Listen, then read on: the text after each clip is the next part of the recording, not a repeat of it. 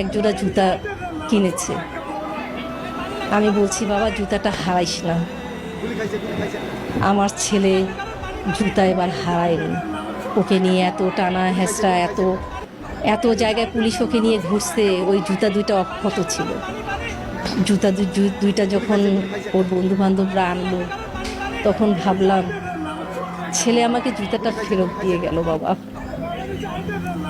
জুতার জন্য অনেক কথা শুনছে ও। আমি মা, যাদের সন্তান মারা গেছে তাদের সকলের সঙ্গে যোগাযোগ করে অবশ্যই আমিও তার বিচারের জন্য আমিও মাঠে নামব। আমি এর বিচার চাই।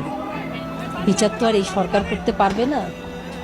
সরকারকে কিভাবে বিচার করার জন্য বাধ্য করা লাগে, নিশ্চয় একটা মা হিসেবে আমি তাই চাপ।